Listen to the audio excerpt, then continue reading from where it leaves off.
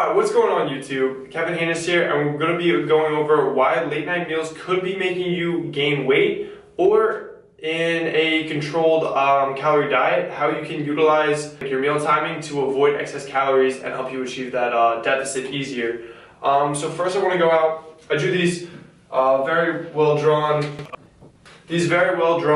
timelines of you're going to wake up here's about noon, 5 p.m, and then bedtime. We're going to think of two different states of being. One is your conscious time, which is all the time you are awake, where you kind of feel how hungry you are.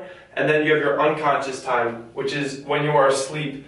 This is when you don't feel the contents of your stomach. You're not aware if you're hungry or not, because you don't have to feel satiated, full, or you're not going to feel that hunger. So if you only eat one meal during the day, say you had it right before bed, you're going to spend all your time feeling satiated and full while you're unconscious, and you're not going to get the fullness feeling from that meal.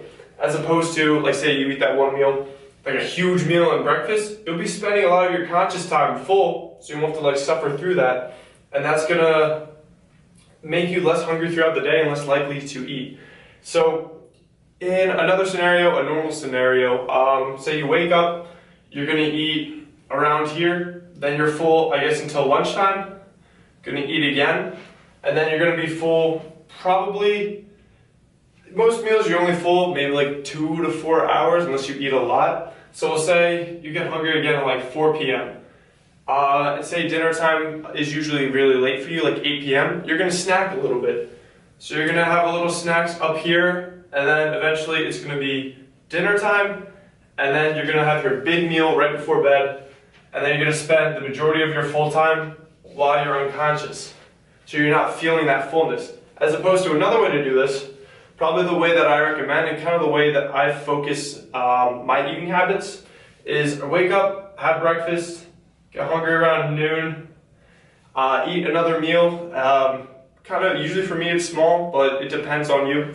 And then you're going to be full probably, usually you get hungry around 4 to like maybe 6-ish. For me, I like eating my big meal in between 2 and 4, but that's not most people.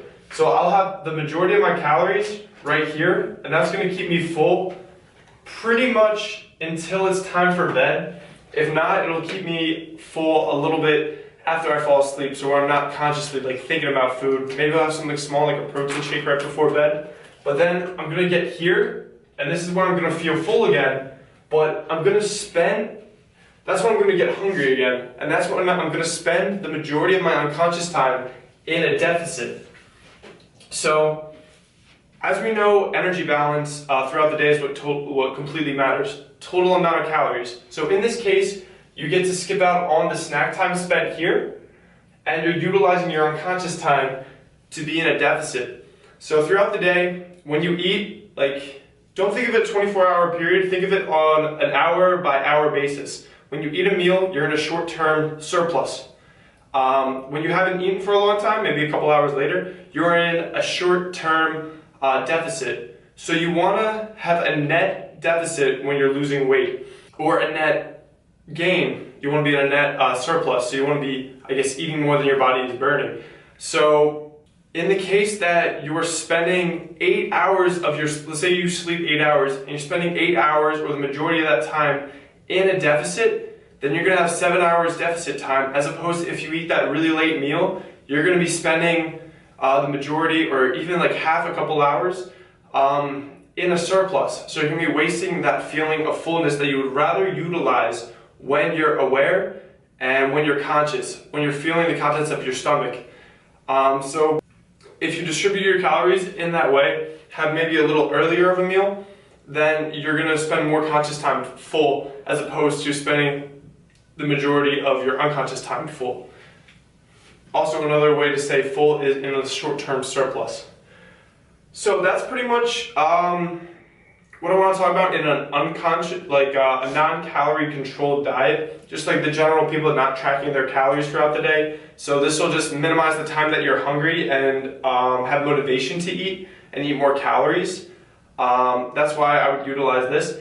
In a calorie controlled diet, there's 2 ways to kind of utilize this. If you were going for a deficit, you're going to be hungry a lot of the time. So you're going to want to spend a lot of that hunger time while you're unconscious, while you're sleeping. So that's why I would say have a little earlier of a meal, maybe have a very small snack if you do get hungry, like a little bit before bed. But you want to maximize the amount of time when you're conscious, you want to be full. And then when you're unconscious and sleeping, you probably want to spend that time in a deficit. That'll help you have a net energy balance that is negative. If you are going for a surplus, this is the fun part, then you're going to kind of do the reverse of what I'm saying. So you're actually going to want to utilize these late night meals. You're going to want to eat right before bed, pound down some food, so that you're spending a lot of this unconscious time in a surplus when you don't have to feel that uncomfortable feeling of being full if you do have a genetically low appetite level. In my opinion, I feel appetite level is genetic. Me, I have a high appetite level, so when I diet, that's a rough time for me. But when I'm trying to gain weight, it's easier. Some people have the opposite problem, and that's when they need to utilize strategies like this to help them out. So you would probably want to use these late night meals, try to get a lot of food in right before bed, so that a lot of this time you can spend being full, and you're going to be able to spend a lot of your time when you're asleep. You want that to be a gaining state. You don't want to be in a deficit while you're sleeping, because if it's very hard for you, that could be undoing some of the progress that you're making pounding down food. So maybe even like a mass gainer right before bed, and that'll help you sleep maybe even. But yeah, that's pretty much what I wanted to go over in this video. I hope you found this useful. It's kind of a different look on the, I guess, kind of demonizing that the media has done on late night eating. It's not, as we know, weight loss comes down to total caloric balance throughout the day. So that's what you're going to want to prioritize. And then meal timing is more up to the individual. It's not going to boost your metabolism. So that's why you can utilize strategies like I just showed you. So yeah, that's going to be the video. Thank you for watching. Leave a thumbs up if you found this helpful, or you found this, I guess, point of view to be interesting to you. Like, comment, subscribe, and I'll see you in the next video.